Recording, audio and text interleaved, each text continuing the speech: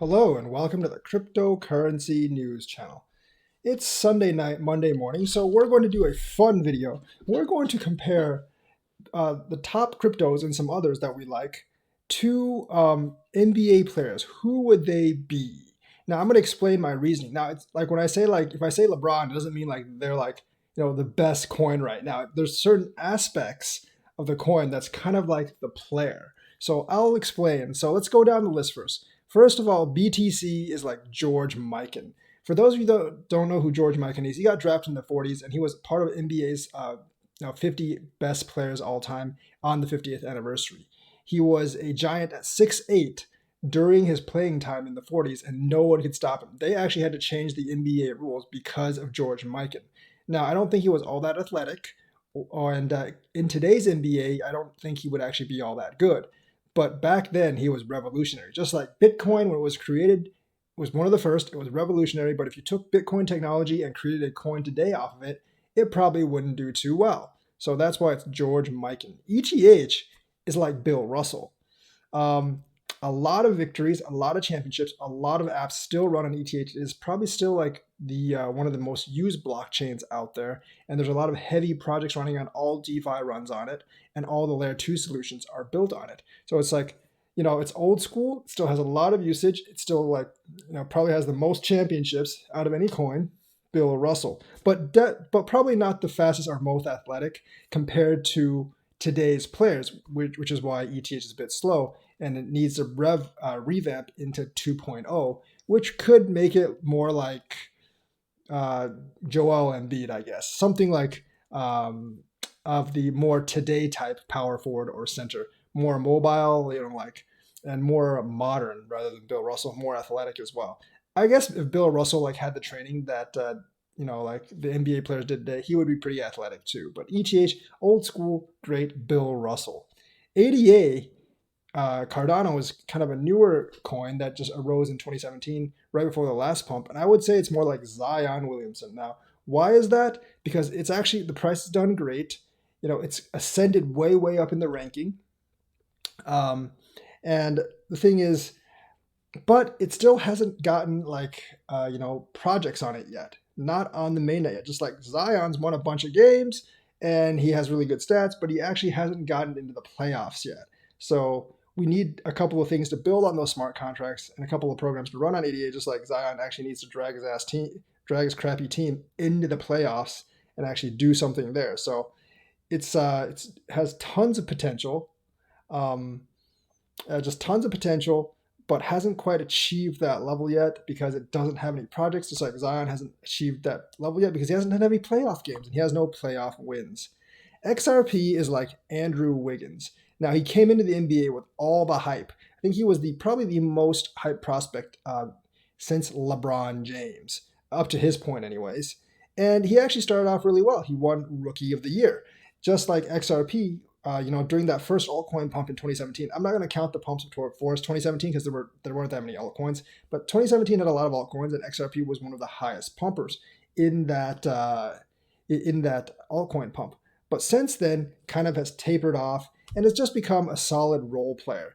And basically, just like Andrew Wiggins is kind of flatlined, XRP's adoption has been pretty slow. And Codius kind of just doesn't really work. That's why they need Flare. And a lot of other things just hasn't really gone right for XRP. So they've kind of after that giant pump, they kind of just flatlined off. But when they first started, they were Rookie of the Year. Now, however, many other coins have passed it in both ROI and, of course, both ADA and BNB recently have passed it in market cap. So Andrew Wiggins started off hot, kind of tapered off, kind of flatlined, and other coins have kind of passed it now. Doge is like Brian Scalabrine. Average marginal player at best, but he got really popular because he called himself the White Mamba, and that became a meme. Just how Doge is a meme, and they became really popular. But average coin at best. So Doge is like Brian Scalabrine, aka White Mamba. Dot is like LaMelo Ball. I mean, that's the really only thing I could actually fit with Dot, essentially, because it's kind of a new project, just like LaMelo is a new draftee. Had a lot of hype going in, and LaMelo did pretty good the first year. I mean, it's top 10 in market cap, so it's actually done pretty well, but we still need to see more. No playoff games, just like Zion, but newer than that, obviously. No playoff games, so we haven't really seen Dot's kind of like parachain auction yet. They're still waiting for Kusama to finish, and there's a lot to be seen from Dot so far. BNB is like Ben Simmons, great all-around player, great passer, big, big, athletic, all of that, but has a fatal flaw. Now for BNB, that's just like they don't really work with regulations, and that's starting to hurt them.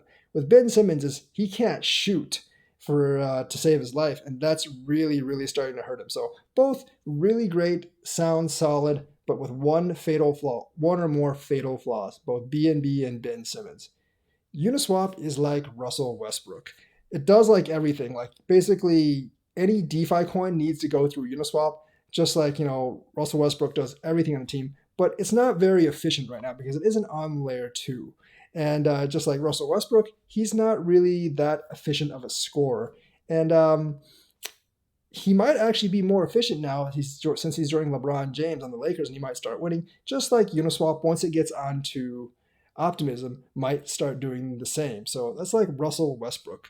Solana is like Giannis. Not saying like Solana's the MVP or anything, but Solana basically is this like, a year ago, no one knew what the hell Solana was. Just like when Giannis was drafted, no one knew who the hell he was. He was 15th pick, by the way, and he averaged 6 points his first season. So as Solana was developing, and like Sam Bankman-Fried wasn't that well known, no one really knew what Solana was. But suddenly, now it's like top 15, and it actually is it actually can do like something like 20,000 transactions per second, and has its own ecosystem, and it's actually being pushed by Sam Bankman-Fried, who's a billionaire, to buy all this branding stuff with FTT, which is probably going to spill over into Solana.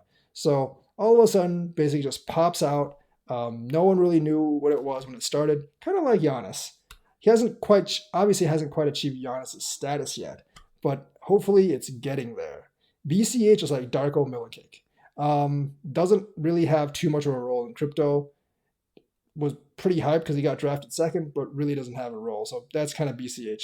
Link and Polygon are like LeBron James. I'm not saying they're the best player in the league or have been the best player in the league in a long time, but Link and Polygon, like everyone wants to work with Link and Polygon. If you really think about it, you need Link to have DeFi oracles. You need Polygon for scaling. They make things quicker. They make things more efficient. And they make projects better, just like how LeBron makes everyone around him basically better. Remember that LeBron's Cavs teams that he led to the finals? Yeah, they were garbage without him. So just like a lot of these projects wouldn't really be all that good without Link and Polygon to help them, especially Polygon. So they're kind of like LeBron James. Not saying like they're the best crypto out there in a generation, but they kind of function like it because they kind of like help everyone be better. So Tron is like Dennis Schröder. So Tron is like Dennis Schröder because it kind of like thinks he's better than he really is. So he turned down a 4-year, $84 million contract to bet on himself, and he didn't do so well, so he had to sign a 1-year, $5.9 million contract this year, so he left $79 million on the table, which is exactly what Dennis Schröder did. And that's kind of like Justin Sun, thinks he's a lot better than he actually is, paid $4.6 million for a dinner with Warren Buffett, but obviously some run-ins with the Chinese government, he had to settle for a brunch like 6 months later. So kind of like Dennis Schröder, Justin Sun probably thinks he's a lot better than he actually is. VET, this was a tough one. There wasn't anything I could really compare VET to, because like VET is not really like Yao, obviously, because like the Chinese thing. Like I would say like for right now like Luka, because there were a lot of doubters of Luka because he wasn't like he was foreign, and that's true for like a lot of foreign players that are drafted. Just like VET, there's a lot of doubters because it's Chinese. But that's really like the only thing I could actually think of for VET. Not really sure what it is right now, but I'll just go with Luka Doncic. So that's my explanation of comparing some of the top coins with NBA players. Let me know about your comparisons, and we'll have some fun. And tomorrow we'll get back to real news. So that's it for today. Let me know what you think. Like and subscribe, and hit that bell notifications button. Thank you, and have a nice day.